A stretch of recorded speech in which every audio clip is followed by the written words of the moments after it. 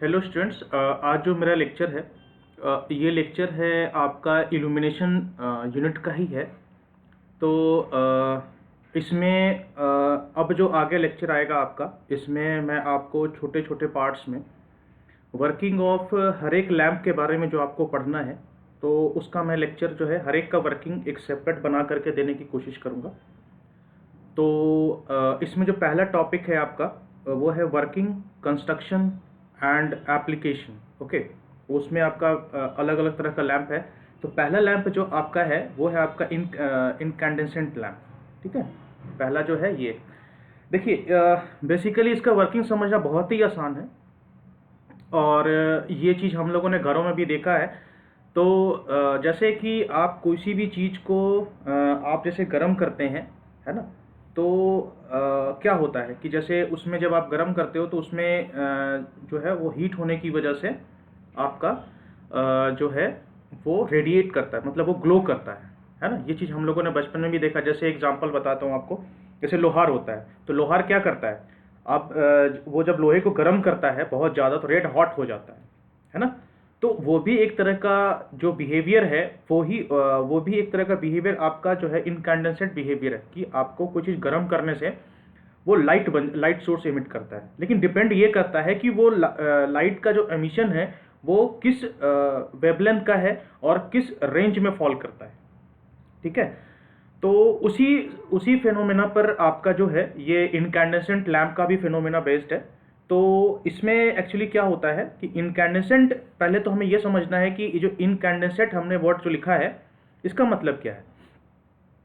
Incandescent का मतलब होता है कि अगर आप उसको हीट करो, बॉडी को, अगर आप बॉडी को हीट करो तो वो विजिबल लाइट एमिट करे। ठीक है, तो वो कोई भी एलिमेंट हो सकता है। ऐसा कोई जरूरी नहीं है कि बल्ब के अंदर जो एलिमेंट है वही, कोई भी एलिमेंट हो सकता है वो। ठीक है, तो ऐसा फेनोमेना जिस फेनोमेना में आपको लाइट मिलता हो हीट करने की वजह से मेटल को या किसी ऑब्जेक्ट को, तो उस फेनोमेना को हम इनकैंडेसेंट फेनोमेना बोलते हैं या फिर इनकैंडेसेंट बिहेवियर बोलते हैं उस ऑब्जेक्ट का, है ना। जैसे ये कलम है, ये कलम को अगर मैं गर्म करता हूँ और अगर ये कलम गर्म होने के बाद लाइट एमिट करे, तो ये इस कलम का इनकैंडेसेंट बिहेवियर हुआ और उस फेनोमेना को हम क्या बोलेंगे, इनकैंडेसेंट फेनोमेना। ठीक है, तो आपका जो इनकैंडेसेंट लैंप है वो इसी फेनोमेना पे काम करता है। इसमें हमारे पास एक हीटिंग एलिमेंट होता है जो हीट होता है और वो फिर ग्लो करता है। अभी हम देखेंगे बारी बारी से। The electrical light source which works on the principle of incandescent phenomena is called incandescent lamp. अब देखिए, अब हमने क्या किया कि हमने एक प्रॉपर अपने यूज के लिए उसको एक अलग कंस्ट्रक्शन दे दिया, उसको एक लैंप के फॉर्म में, तो वो बन गया इनकैंडेसेंट लैंप। ठीक है, in other words, lamp working due to glowing of the filament caused by electric current through it is called incandescent lamp। मतलब कि इनकैंडेसेंट लैंप वैसा लैंप है जो ग्लो करता है जब आप उसमें इलेक्ट्रिक करंट फ्लो करवाना चाहते हैं तो, या फिर फ्लो करवाते हैं तो। ठीक है, इसमें देखिए इसका कंस्ट्रक्शन बहुत कॉमन है। इनर्ट गैस होता है, सपोर्ट वायर होता है, फिलामेंट है, कॉन्टेक्ट वायर है, ग्लास बल्ब है और इलेक्ट्रिकल फूड कॉन्टेक्ट है। बहुत इजी है। इनर्ट गैस हम यूज करते हैं इसमें कि जब आपका टंगस्टन जब गर्म होता है, ये जो फिलामेंट है, ये फिलामेंट जो है आपका टंगस्टन का बना होता है। ये हम लोगों ने बचपन से सुना है, देखा है, टंगस्टन का बना होता है। ये आपका जो ये कॉन्टेक्ट वायर है, इस कॉन्टेक्ट वायर के थ्रू आपका इलेक्ट्रिसिटी जाता है। देखिए ये आपका रेड है, ये ग्रीन है, मतलब ये सर्किट जो है आपका ऐसे जा करके और ऐसे कंप्लीट होता है ये सर्किट, है ना। ऐसे करंट फ्लो करता है आपका। उसके बाद सपोर्ट वायर होता है। सपोर्ट वायर होता है फिलामेंट को सपोर्ट करने के लिए। ठीक है, क्योंकि अगर आप फिलामेंट को सपोर्ट नहीं करेंगे तो फिलामेंट जो है वो नीचे की तरफ जो है वो झूल जाएगा थोड़ा सा, तो उसको स्ट्रेट रखने के लिए हम करते हैं, है ना। उसके बाद ये ग्लास बल्ब है, जो बाहर से हम उसको इनर्ट गैस को हम उसको कंप्रेस्ड करके उसको हम कॉम्पैक्ट करके रखते हैं ग्लास बल्ब के अंदर। और इलेक्ट्रिकल फूड कॉन्टेक्ट है जिसके थ्रू हम उसमें आपका इलेक्ट्रिसिटी प्रोवाइड करते हैं।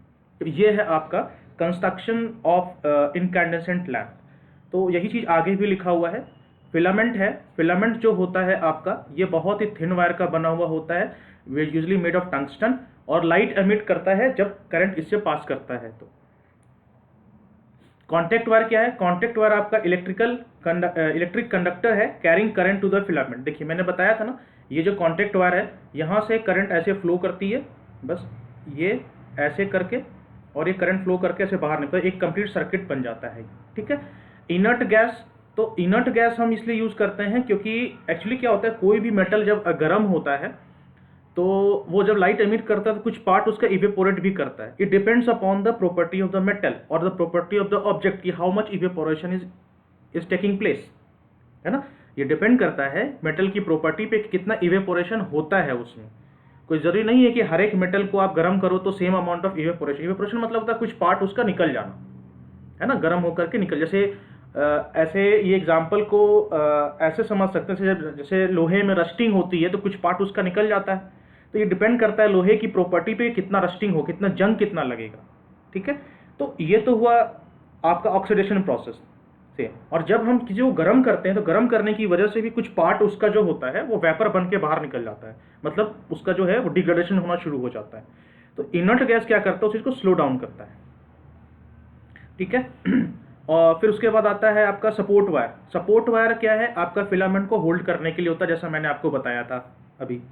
बल्ब क्या होता है, gas inserted in the glass envelope. एक ग्लास का इन्वेलप होता है आपका ग्लास बल्ब, जिसके अंदर जो है आपका गैस जो है, जो आपका इनर्ट गैस है वो कॉम्पैक्ट होकर रहता है। फिर है आपका इलेक्ट्रिक फूड कॉन्टैक्ट। ठीक है। ये आपका establish electrical connection between electrical main and the lamp. Lamp और इलेक्ट्रिकल मेन के बीच में ये कनेक्शन इस्टेब्लिश करने के लिए होता है। ठीक है। उसके बाद है इनकैंडेसेंट लैम्प का, ये है आपका वर्किंग एडवांटेज डिसएडवांटेज। तो वर्किंग का बहुत सिंपल है, इसका मैं अब आपको बताता हूँ। केमिस्ट्री में भी आपने शायद पढ़ा होगा 9th-10th में। जब हम किसी चीज़ को गर्म करते हैं, मतलब किसी ऑब्जेक्ट को गर्म करो या फिर आप किसी गैस मीडियम को गर्म करो, कि होता क्या है एक्चुअली में। अगर मैं इस पेन को गर्म करूं तो होगा क्या एक्चुअली में, है ना, ये सोचने वाली बात है। तो क्या होता है, देखिए हर एक ऑब्जेक्ट है वो एटम से बना हुआ है ना, और उस एटम को कंबाइन करके मॉलिक्यूल बना हुआ है, और वो मॉलिक्यूल जो है वो फिर डिफरेंट एटम से कंबाइन करके डिफरेंट मॉलिक्यूल्स बनाते हैं। जैसे पानी है, पानी का पानी कैसे बनता है, H2O से बनता है ना। तो H2O में आपका हाइड्रोजन है और ऑक्सीजन है। अगर हम इसको अलग अलग कर दें तो H2O2 होगा, लेकिन जब यही कंबाइंड होते हैं तो H2O बन जाता है। उसी तरीके से अगर कोई भी ऑब्जेक्ट, जैसे ये ऑब्जेक्ट कलम है, ये कलम में भी कुछ ना कुछ एटम्स होंगे, कुछ ही तरह का चीज़ से बना हुआ होगा। तो जब आप इसको गर्म करोगे तो क्या होता है, ये एटम्स को एनर्जी मिल जाती है। एनर्जी मिलने के बाद क्या होता है कि ये जैसे आपने केमिस्ट्री में पढ़ा होगा, ये एटम्स के अंदर ना शेल होते हैं, इसको शेल्स बोलते हैं। ठीक है। तो क्या होता है कि जब आप एनर्जी प्रोवाइड करते हो तो इस एटम्स का जो इलेक्ट्रॉन है ना, इसको एनर्जी प्रोवाइड हुआ तो ये हायर शेल में ये जंप करना चाहता है। और जब ये चला जाता है, उसके बाद जब ये रिटर्न आता है ऐसे करके, तो ये जो है एनर्जी रेडिएट करता है। मतलब जब हायर लेवल, पहले आपने हीट किया तो लोअर से हायर लेवल में पहुंचा, और उसके बाद जब वो वापस जमीन लेवल पे आता है, मतलब ग्राउंड लेवल जो उसका स्टेबल स्टेट है, तो लाइट एनर्जी एमिट करता हुआ जाता है। यही वर्किंग प्रिंसिपल है आपका इनकैंडेसेंट लैम्प का, यही इनकैंडेसेंट। और लाइट का कलर डिपेंड करेगा कि उसका एनर्जी लेवल क्या है ना। इसीलिए हर एक एटम, हर एक ऑब्जेक्ट और हर एक एलिमेंट का कलर अलग होता है। अगर आप उसको अलग तरीके से हीट करते हैं तो हर एक का अलग अलग होगा, है ना। जैसे कोई जरूरी नहीं है कि हर एक लोहा जो है बिल्कुल लाल हो जाए गर्म होने के बाद। कुछ कुछ लोहा जो होता है नीले कलर का भी होता है। अगर गर्म करेंगे तो हल्का सा ब्लूइश, मतलब उसको बैंगनी कलर हल्का सा मिक्स रहता है उसमें, है ना।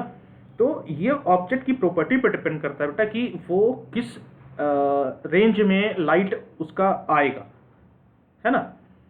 उसका और भी एग्जाम्पल है, जैसे अगर आप प्लास्टिक को जलाओ तो देखो उसका कलर कैसा हो जाता है ना। तो गर्म होने के बाद किस एटम से बना हुआ है ये डिपेंड करता है कि किस तरह का लाइट वो निकालेगा, है ना। तो emission of light and the colour of light depends upon the atom from which that very particular object has been manufactured or has been made। ठीक है, ये तो हो गया। अब क्या होता है कि जैसे एक एग्जांपल बताता हूँ, है ना। जैसे आप सुबह उठे, है ना, आपने नाश्ता वास्ता कर लिया, खूब एनर्जी आ गई आपके अंदर और खूब आप दौड़े, खूब दौड़े, और उसके बाद क्या हुआ, जब आपका एनर्जी लेवल बिल्कुल खत्म हो गया, वापस आप घर चले आए। तो मान लीजिए आप एटम हैं, आपने सुबह नाश्ता किया, यानी कि आपको हीट एनर्जी दी गई, मतलब आप एक इलेक्ट्रॉन है एटम के, और आपका खाना खाना मतलब आपको हम एनर्जी प्रोवाइड किए।